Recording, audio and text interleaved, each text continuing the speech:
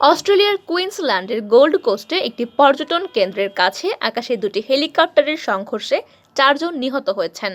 এছাড়া গুরুতর আহত হয়েছেন আরও 3 জন। সেখানকার পুলিশের বরাতে এই তথ্য জানিয়েছে বার্তা সংস্থা এএফপি। স্থানীয় সময় সোমবার মাঝ আকাশে এই সংঘর্ষ হয়। দেশটির সংবাদ মাধ্যম এবিসির প্রকাশিত ছবিতে দেখা যায় সমুদ্র তীরে একটি হেলিকপ্টারের কিছু অংশ পড়ে রয়েছে। এছাড়া জনপ্রিয় সি ওয়ার্ল্ড ম্যারিন থিম পার্কের কাছে একটি উল্টে যাওয়া হেলিকপ্টার দেখা যায়। কুইন্সল্যান্ড পুলিশের কর্মকর্তা গ্যারি ওয়ারেল ঘটনাস্থলে এক সংবাদ সম্মেলন করেন। তিনি বলেন, হেলিকপ্টার দুটি সংঘর্ষের পর সি ওয়ার্ল্ড রিসোর্টের বাইরে সমুদ্র তীরে আছড়ে পড়ে বিধ্বংস হয়।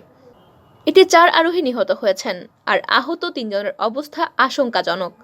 এদিকে সংঘর্ষের ঘটনার তদন্ত শুরু করেছে অস্ট্রেলিয়ার ট্রান্সপোর্ট সেফটি ব্যুরো। এই দুর্ঘটনাকে মাঝ আকাশের সংঘর্ষ হিসেবে বর্ণনা করছে সংস্থাটি। এক বিবৃতিতে ট্রান্সপোর্ট সেফটি ব্যুরো জানিয়েছে, তদন্তকারীরা ধ্বংসাবশেষ পরীক্ষা করতে এবং দুর্ঘটনার কারণ জানতে উপাদান সংগ্রহের জন্য শিগগিরই ঘটনাস্থলে যাবেন বলে আশা করা হচ্ছে।